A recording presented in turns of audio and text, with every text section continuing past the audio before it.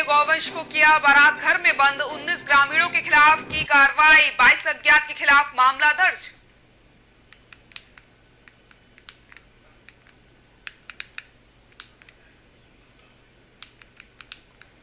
बरेली में तेंदुए ने मचाया कोहराम। तेंदुए ने किशोर पर किया हमला। वन विभाग ने तेंदुओं को किया रेस्क्यू।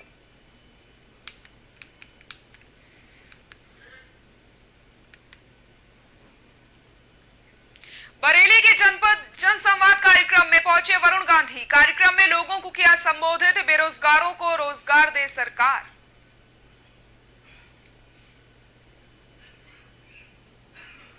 बरेली में सीएमओ की बड़ी कार्रवाई। 12 फर्जी हॉस्पिटल किए सील। फर्जी हॉस्पिटलों को किया रिकॉर्ड तलब।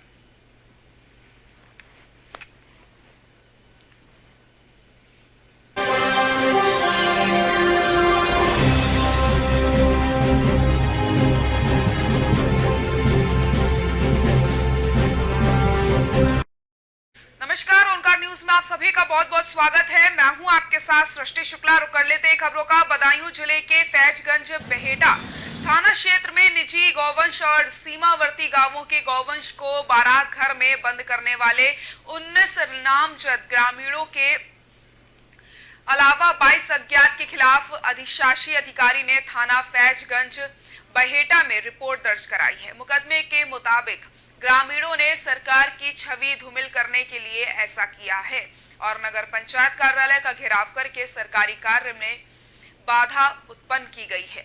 जानकारी के मुताबिक पूरा मामला जिले के थाना फैजगंज बहेटा नगर पंचायत से जुड़ा हुआ है। ईओ रविंद्र चंद्र भारती का आरोप है कि संजीव विजयपाल भूकन सरदार अशोक समेत 19 नामजद और 22 अज्ञात ग्रामीणों ने बीती 5 जनवरी को टैग लगी निजी गायों और सीमावर्ती गांवों में से लाकर 80 गौवंश को वार्ड संख्या स्थित 4 दीवारी और वार्ड संख्या 11 स्थित बारात घर में बंद कर दिया। इन सभी का उद्देश्य ये था कि गौवंश का भरण पोषण सरकारी खर्चे पर हो सके। इसके बाद इन्हीं ग्रामीणों ने नगर पंचायत कार्यालय आकर घेराव करके अनावश्यक दबाव बनाने की कोशिश भी की। ईओ का आरोप है कि आरोपियों ने सरकारी कार्य में बाधा भी डाली है। छोड़ी गई टैग लगी निजी गायों ने न सिर्फ फसलों को हानि पहुंचा रही हैं बल्कि जनहानि और अन्य सामाजिक समस्या का कारण बन रही हैं। वहीं सभी आरोपियों के खिलाफ पुलिस ने रिपोर्ट दर्ज कर ली है। इससे पूर्व नायब तहसीलदार अजहर अंसारी ने मौके पर जाकर हालातों का जायजा लिया है। इस बीच मुकदमा लिखे जाने से ग्रामीणों में हड़कंप मच चुका है। तो गौवंश को बारात घर में बंद करने का ये पूरा मामला 19 ग्रामीणों के खिलाफ कार्रवाई की गई है। 22 अज्ञात के खिलाफ यहाँ पर मामला दर्ज किया गया। इसी के साथ इन सभी पर आरोप लगा है कि सरकारी काम में इन सभी ने बाधा डाली है।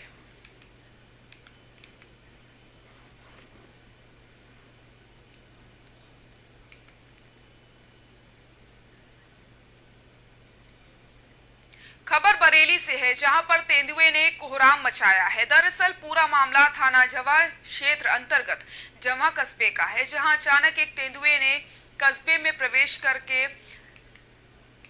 लोगों को परेशान करना शुरू कर दिया। उसके बाद हड़कंप मच गया। वहीं खेत में टहल रहे किशोर को तेंदुए ने झपट लिया, जिसके बाद किशोर गंभीर रूप से घायल हो गया। वहीं कस्बे में तेंदुए के प्रवेश करने की सूचना जैसे ही मिली हड़कंप बच जाता है और कस्बे वासी अपनी जान बचाने के लिए छत व अन्य स्थानों पर चले जाते हैं। वहीं तेंदुए द्वारा कस्बे में प्रवेश करने के बाद ग्रामीणों द्वारा कड़ी मशक्कत के बाद तेंदुए को एक कमरे में बंद कर दिया गया और पुलिस व वन विभाग को सूचना दी गई। वहीं वन विभाग को सूचना करने के बाद विभाग ने बरेली से टीम बुलाई और 7 घंटे चले रेस्क्यू के बाद तेंदुए को कब्जे में लिया गया। वहीं कब्जे में करने के बाद वन विभाग की टीम ने तेंदुए को लेकर के बरेली के लिए रवाना हो गई। फिलहाल तेंदुए को पकड़ने के बाद कस्बे वासियों में राहत की सांस ली है। तो आपको बताते चले, यहाँ पर तेंदुए ने कोहराम मचाया है। कस्बे में जमकर हड़कंप मचाया। तेंदुए ने किशोर पर हमला किया। वन विभाग ने तेंदुए का रेस्क्यू किया और 7 घंटे की कड़ी मशक्कत के बाद तेंदुए का रेस्क्यू किया जा सका। देखिए, जैसे हमें सूचना मिली करीब 1 बजे और हम 5 मिनट में सारे संसाधन लेके लाइट, ट्रंकलाइज गन, ब्लो पाइप, जाल, जो भी साधन है हमारे पास सब लेके तुरंत चल दिए। हम 8 आदमी की टीम है हमारी जो एक्सपर्ट हैं। अब पकड़ लिया गया? तो अब वो बिल्कुल सुरक्षित पकड़ लिया है हमने। मकान में इनके आवास में 4 जगह होल किए थे। 3 जगह होल से हमें सफलता जब नहीं मिली तो हमने चौथी जगह होल किया और वहाँ पर जाके हमें उसमें ट्रंकलाइज गन से उसको बेहोश की दवा लगाई। तो चौथा बार जो सक्सेस हुआ हमारा और 3 वाला सफल यूँ नहीं हुआ कि उसको पूरी डोज नहीं गई। बरेली के बहेड़ी में सांसद वरुण गांधी ने अपने संसदीय क्षेत्र बहेड़ी विधानसभा के गांव अश्रिया बोझ में एक जनसंवाद कार्यक्रम को संबोधित किया। सांसद ने अपने संबोधन में कहा कि करोड़ सरकारी पद खाली पड़े हैं, सरकार को ये पद भरने चाहिए। इस काम में मैं भी मदद करने को तैयार हूं। सांसद से क्षेत्रीय लोगों ने आवारा पशुओं की समस्या रखी थी। किसानों ने कहा कि हमारी सारी फसल आवारा पशु खा जाते हैं, इसी तरीके से रहा तो हमारे बच्चे भूखे मर जाएंगे। इस पर सांसद ने कहा कि सरकार व क्षेत्रीय प्रशासन इस समस्या का जल्द समाधान करे। वहीं सांसद ने गन्ना भुगतान को लेकर के स्थानीय प्रशासन व सरकार को आड़े हाथ लिया। सांसद ने कहा कि किसान पहले से ही बहुत परेशान है, गन्ने का भुगतान समय पर चीनी मिल करे, किसानों की बद्दुआ ना ले, किसानों की सहनशीलता को समझे, इन्हें कोई कठोर कदम उठाने को मजबूर ना करे। अगर किसानों के गन्ने का जल्द भुगतान नहीं हुआ तो अगली मेरी सभा केसर चीनी मिल के गेट पर होगी। सभी प्रतिनिधियों से तैयारी करने को कहा गया है। और अपने संबोधन में सांसद ने कहा कि पुलिस विभाग की भी काफी शिकायतें आ रही हैं, लोगों पर पुलिस काफी अत्याचार कर रही है, पुलिस ईमानदारी से काम करे। मीटिंग में कुछ लोगों ने फरीदपुर चौकी इंचार्ज की शिकायत में कहा कि चौकी इंचार्ज मनमाने ढंग से लोगों की गाड़ियों के चालान काट रहे हैं। वहीं सांसद चौकी इंचार्ज की मंच पर ही बुला करके जमकर फटकार उन्होंने लगाई। सांसद ने कहा कि मेरे दुश्मन भी मुझ पर 1 रुपए के भ्रष्टाचार का आरोप नहीं लगा सकते। मैं अपनी ताकत लोगों को उठाने के लिए लगाता हूं, ना कि दबाने के लिए। पचपेड़ा रोड के निर्माण को लेकर भी काफी नाराज दिखे वो। इस पर उन्होंने कहा कि ठेकेदार के खिलाफ मेरा पत्र लिखो, इस ठेकेदार को जेल जाना चाहिए। सांसद के जनसंवाद कार्यक्रम में क्षेत्र से काफी बड़ी संख्या में लोग पहुंचे। कार्यक्रम में मौजूद निजी सचिव कमलकांत, गौरव त्यागी, अतर सिंह राठौर, ढाकनलाल गंगवार, गुरविंदर सिंह, मंगल सेन, ओमकार गंगवार, दीपक पांडे, अशोक प्रधान, रोहित शर्मा के अलावा और भी कई लोग मौजूद रहे।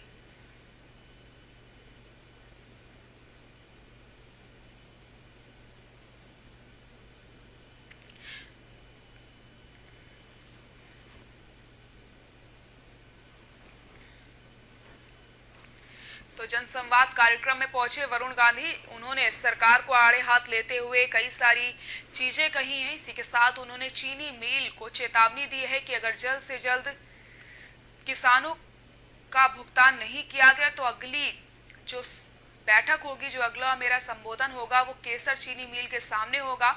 और यहाँ पर जनप्रतिनिधियों से उन्होंने कहा है कि इसकी तैयारी भी कर ली जाए, किसानों को परेशान इस तरीके से ना किया जाए। साथ ही साथ अगर हम कानून व्यवस्था की बात करें तो उस पर भी सवाल उठाते हुए उन्होंने पुलिस वालों को फटकार लगाई और उन्होंने कहा कि ईमानदारी से काम किया जाए, वरना मैं यहाँ पर कोई ना कोई एक्शन जरूर लूंगा। तो कार्यक्रमों में लोगों को उन्होंने संबोधित करते हुए कई सारी बातें रखी। इसी के साथ सरकार से कहा कि बेरोजगारों को रोजगार देना चाहिए। 1 करोड़ पद खाली हैं, फिर उन्हें क्यों नहीं भरा जा रहा है। किसानों को जो परेशानी हो रही है आवारा पशुओं की वजह से, उस परेशानी को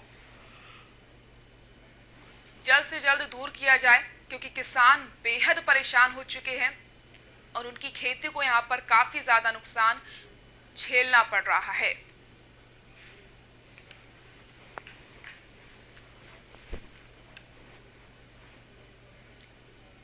बरेली में सीएमओ डॉक्टर बलवीर सिंह ने बड़ी कार्रवाई की है। मामला आंवला तहसील क्षेत्र का है, जहां 12 फर्जी हॉस्पिटल को सील कर दिया गया। वहीं फर्जी डॉक्टर सीएमओ को देखकर मौके से फरार हो गए। इस दौरान सीएमओ ने सभी फर्जी हॉस्पिटलों का रिकॉर्ड तलब किया। सीएमओ की माने तो सभी डॉक्टर लोगों की जान से खिलवाड़ कर रहे थे। तो आपको बताते चले, यहाँ पर एक बड़ी कार्रवाई अमल में लाई गई है। सीएमओ की बड़ी कार्रवाई देखने को मिली।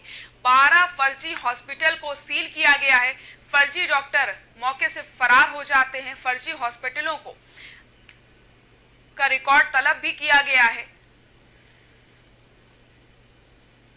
12 फर्जी हॉस्पिटल्स को सील किया गया है। आपको बताते चलें, लगातार मरीजों की जिंदगी के साथ खिलवाड़ हो रहा था, जिसकी वजह से यहां पर एक बड़ी कार्रवाई अमल में लाई जाती है और सीएमओ की तरफ से ये कार्रवाई की गई। 12 जो फर्जी हॉस्पिटल चल रहे थे उन्हें सील कर दिया गया। इसी के साथ तलब भी किया गया है।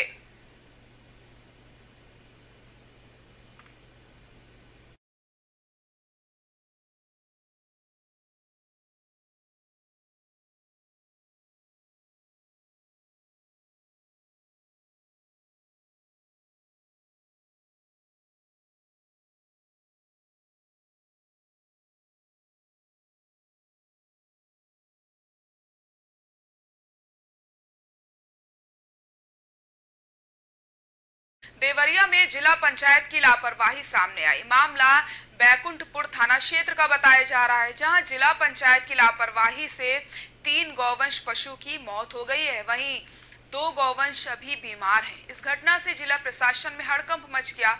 वहीं मामले में संज्ञान लेते हुए डीएम, एसपी समेत कई अफसर ने गौ आश्रय स्थल का निरीक्षण किया। वहीं तत्काल प्रभाव से जिला पंचायत के नोडल राजस्व निरीक्षक सर्वेश सिंह को सस्पेंड कर दिया है। तो आपको बताते चले, यहाँ पर बड़ी लापरवाही सामने आई, जहाँ पर 3 गौवंशों की मौत हो गई है और 2 की हालत नाजुक बनी हुई है। जिला पंचायत की लापरवाही सामने आई है। जिला पंचायत की लापरवाही की वजह से 3 गौवंशों को अपनी जान गंवानी पड़ गई है और 2 बेहद बीमार बताए जा रहे हैं। जिला प्रशासन में फिलहाल हड़कंप मचा हुआ है।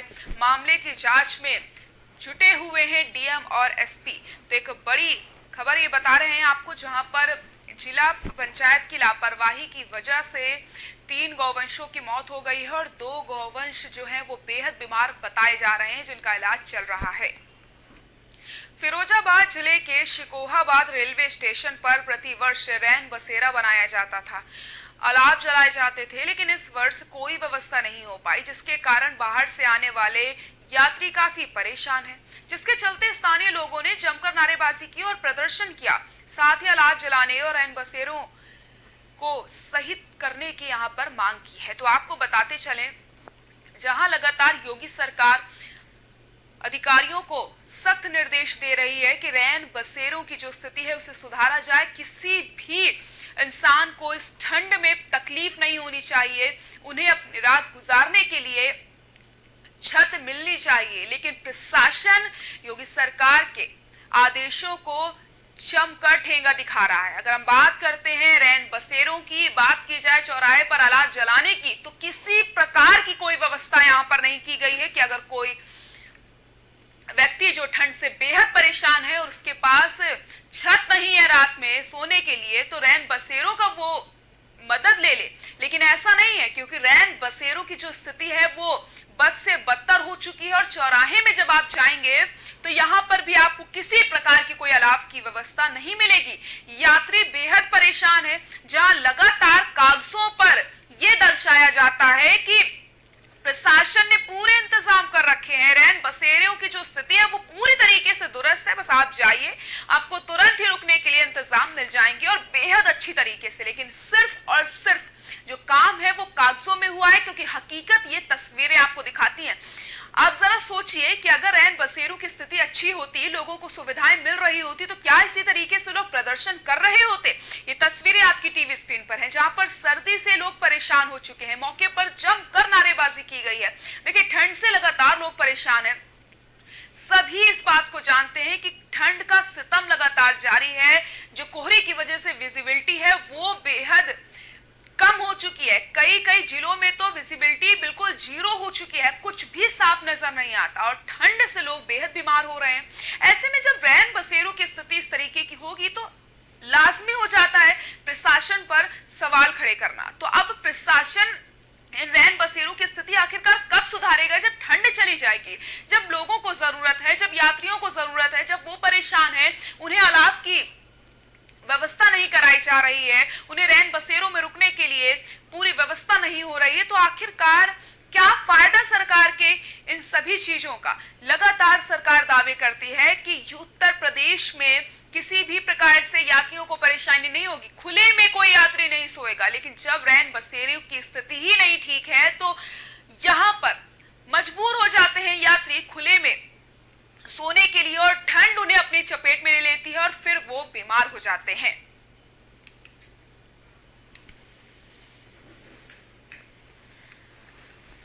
अब देखिए 50 से 100 आदमी यहाँ मुसाफिर है जो भी, अब जैसे घर से चले उसके पास कोई व्यवस्था तो है नहीं। यहाँ हर साल रैन बसेरा का इंतजाम किया जाता था, इस वर्ष भी आए जीआरपी अधीक्षक महोदय से उन्होंने अनुमति ली तो उन्होंने कहा आप लगाइए, हमें कोई दिक्कत नहीं है। अब वो ये कहने लगे कि हाँ हम चलो आएंगे, अभी तक नहीं आए। गरीब आदमी का अलाव की व्यवस्था थी, पिछली साल तो चला था, इस साल कोई नहीं आ रहा था। पर साहब कासगंज से, जहां पर कासगंज जनपद की कोतवाली ढोलना क्षेत्र में कोहरे के चलते एक बड़ा हादसा हो गया। कोहरे के चलते ढोलना क्षेत्र के महावर गांव के पास स्विफ्ट कार अचानक से पेड़ से टकरा जाती है और उसके बाद आपको बताते चले हादसे में कार सवार 4 लोगों की मौत हो गई और 2 अन्य लोग गंभीर रूप से घायल हैं। घायलों को इलाज के लिए अलीगढ़ रेफर कर दिया गया है। तीनों मृतक कासगंज जनपद के सेवनपुर गांव के रहने वाले हैं जो कि दिल्ली में रहते थे। आपको बता दें कासगंज जनपद के कोतवाली ढोलना क्षेत्र के महावर गांव पर एक तेज रफ्तार स्विफ्ट कार घने कोहरे के चलते पेड़ से टकरा जाती है, जिससे हादसे में कार सवार महिला सहित 4 लोगों की मौत हो गई, जिसमें 25 वर्षीय अब्दुल, 65 वर्षीय अलीजुमा और 22 वर्षीय सुवेद और 55 वर्षीय फूलवानो शामिल हैं और कार में मौजूद अन्य 2 लोग मुसरत और आसमा घायल हो गए हैं। वहीं घायलों को इलाज के लिए रेफर कर दिया गया है। सभी मृतक सेवनपुर गांव के रहने वाले हैं जो कि कार से दिल्ली से अपने घर वापस आ रहे थे और महावर गांव में हादसे का शिकार हो जाते हैं। घटना के बाद पुलिस अधीक्षक कासगंज, अपर जिलाधिकारी व तहसीलदार ने घटना स्थल पर जाकर हादसे की जानकारी ली। मृतकों में बाप बेटा भी शामिल है जो कि अलीफ जुमा और उनका बेटा अब्दुल है। घटना के बाद परिवार वालों का रो रो करके बुरा हाल है। तो घने कोहरे की वजह से भीषण सड़क हादसा हो जाता है, पेड़ से कार टकरा जाती है, 4 लोगों की दर्दनाक मौत हो जाती है। परिवार वालों का रो रो करके बुरा हाल है। 4 लोगों की एक साथ मौत हो जाना, दुखों का पहाड़ टूट पड़ा है परिवार वालों पर। तो पेड़ से कार टकरा जाती है क्योंकि कई जिलों में जो विजिबिलिटी है कोहरे की वजह से वो बेहद कम हो चुकी है। कई कई जिलों में तो 0 विजिबिलिटी दर्ज की गई है। ऐसे में आप सभी को भी यहाँ पर ख्याल रखने की जरूरत है। अगर आप ड्राइविंग कर रहे हैं तो कम स्पीड में ड्राइविंग करिए क्योंकि यहाँ पर आपको विजिबिलिटी ना होने की वजह से बेहद परेशानियों का सामना करना पड़ सकता है और आप अगर हादसे का शिकार होंगे तो आप अपनी जिंदगी को खतरे में डालेंगे। इसलिए आपको सतर्क होने की जरूरत है। देखिए हमारे ताना ढोलना और बिलराम के बीच में एक स्विफ्ट डिज़ायर लाल रंग की गाड़ी जो है घना कोहरा के वजह से ये गाड़ी पेड़ से टकरा कर एक्सीडेंट हुई। इसी एक्सीडेंट में ताना सहावर के 6 लोग जो दिल्ली से वापस आ रहे थे, उनमें से 4 लोग, उनमें से एक महिला भी है, उनकी मृत्यु हो गई और 2 लोग, एक महिला और एक पुरुष का उपचार है तो हॉस्पिटल भेजा गया है और बाकी यहाँ जो भी चीज़ें सामने आएंगी आपको अवगत कराएंगे। के छत्रपति शाहूजी महाराज विश्वविद्यालय के कुलपति प्रोफेसर विनय पाठक के खिलाफ सीबीआई जल्द जांच शुरू कर देगी। प्रदेश सरकार की सिफारिश पर केंद्रीय कार्मिक मंत्रालय ने सीबीआई की सहमति मिलते ही इसकी अधिसूचना जारी कर दी है। इस मामले में प्रवर्तन निदेशालय भी जल्द ही मनी लॉन्ड्रिंग एक्ट के तहत केस दर्ज करने जा रहा है। केस लखनऊ या फिर दिल्ली में दर्ज किया जा सकता है। केंद्रीय कार्मिक मंत्रालय की अधिसूचना के बाद सीबीआई इंदिरा नगर थाने में दर्ज मुकदमों से संबंधित सभी दस्तावेज जल्द ही अपने कब्जे में ले लेगी। इस केस की विवेचना की जिम्मेदारी जांच एजेंसी की लखनऊ शाखा को दी जा सकती है। इस केस में प्रोफेसर पाठक, उनके करीबियों अजय मिश्रा, अजय जैन और संतोष कुमार सिंह को भी आरोपी बनाया जाएगा। एसटीएफ द्वारा इस मामले की विवेचना के दौरान अजय मिश्रा, अजय जैन और संतोष सिंह को गिरफ्तार किया जा चुका है, जबकि पाठक को कई बार नोटिस भेजकर एसटीएफ मुख्यालय तलब किया गया है, लेकिन वो नहीं पहुंचे। मामले में ईडी ने लखनऊ पुलिस से जानकारियां भी तलब करी हैं।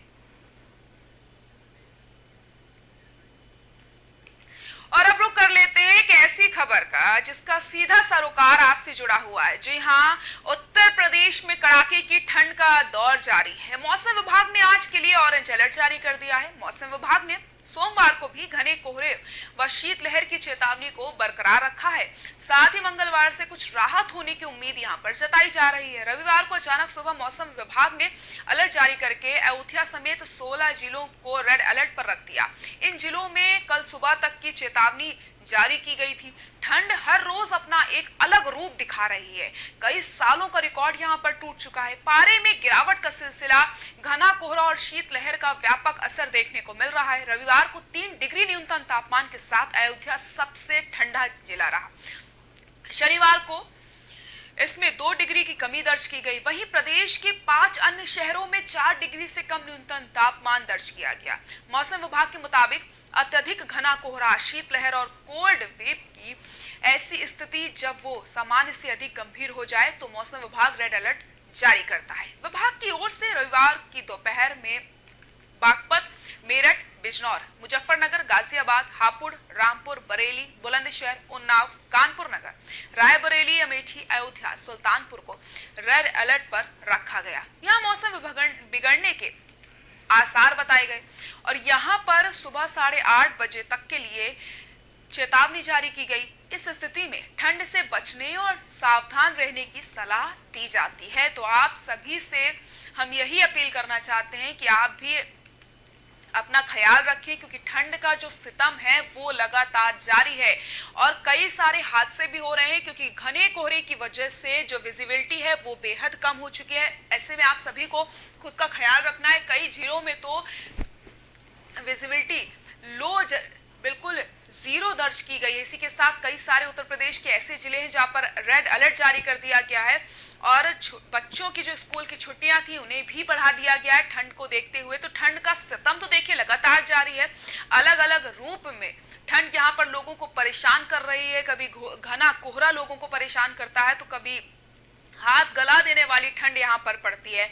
तो ऐसे में आप सभी को अलाव का सहारा लेना चाहिए और इसी के साथ अपने आप को पूरी तरीके से कवर करना चाहिए ताकि ठंड आपको अपनी चपेट में ना ले पाए। इसी के साथ बच्चों को और बुजुर्गों को यहाँ पर बेहद अपना ख्याल रखने की जरूरत है, क्योंकि हम लगातार खबरें पढ़ रहे हैं जिस तरीके की स्थिति कानपुर में इस समय देखने को मिल रही है। ठंड की वजह से लगातार लोगों को हार्ट अटैक आ रहे हैं। जो दिल के मरीज हैं उन्हें बहुत ज्यादा सावधान होने की जरूरत है और बहुत ज्यादा जरूरी हो तभी आप घर से बाहर निकलें, क्योंकि अगर इस ठंड से आप परेशान हुए और इस ठंड ने आपको अपनी चपेट में ले लिया तो फिर ये आपके लिए बेहद परेशानी वाली बात हो जाएगी। इसलिए इस बढ़ती हुई ठंड में आपको अपना ख्याल रखने की बेहद जरूरत है। लगातार प्रशासन यहाँ पर अपील कर रहा है कि आप अपना ख्याल रखें, बहुत जरूरी हो तभी घर से बाहर निकले, क्योंकि लगातार चेतावनी जारी की जा रही है। अभी और ठंड बढ़ने के आसार यहाँ पर जताए जा रहे हैं। इसलिए ओंकार न्यूज भी आपसे यही अपील करता है कि आप सभी अपना ख्याल रखें और अगर आप घर से बाहर निकलते हैं, ड्राइविंग करते हैं, सबसे बड़ी बात यहाँ पर होती है ड्राइविंग की, क्योंकि कोहरे की वजह से लगातार हादसे होते रहते हैं और इन हादसों की वजह से लोगों को अपनी जान गंवानी पड़ती है। तो अगर आप भी ड्राइविंग करके सुबह सुबह जाते हैं तो धीमी गति में गाड़ी चलाएं ताकि आपको समझ में आए कि रोड आपके सामने से कौन आ रहा है और हादसे यहाँ पर ना हो पाए। आप जब सुरक्षित रहेंगे तो आप दूसरों को भी सुरक्षित रख पाएंगे।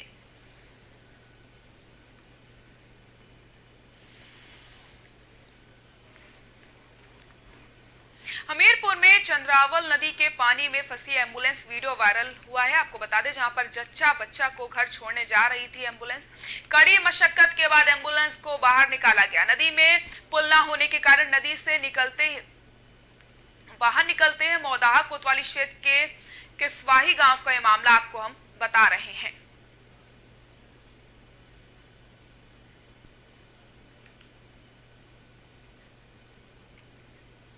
ट्रक और बाइक में जोरदार टक्कर हो गई है। बाइक सवार एक की मौत की यहां पर खबर सामने आ रही है, एक की हालत गंभीर बनी हुई है। ट्रक ड्राइवर मौके से फरार बताया जा रहा है और मौके पर पुलिस पहुंचती है। घायलों को अस्पताल में भर्ती कराया जाता है। कोकराज थाना इलाके के ककोड़ा गांव की यह घटना आपको हम बता रहे हैं।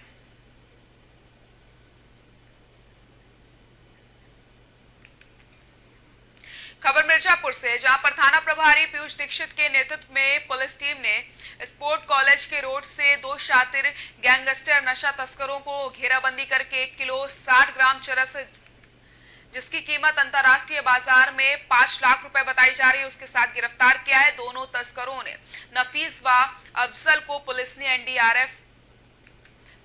एनडीपीएस में जेल भेज दिया है।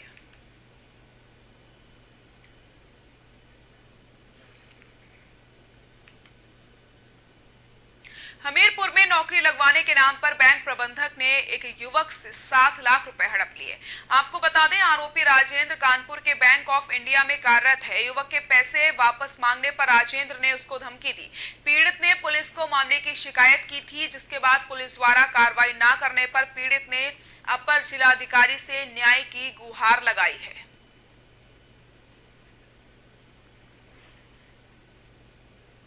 खबरों में फिलहाल के लिए इतना ही। देखते रहिए ओनकार न्यूज। नमस्कार।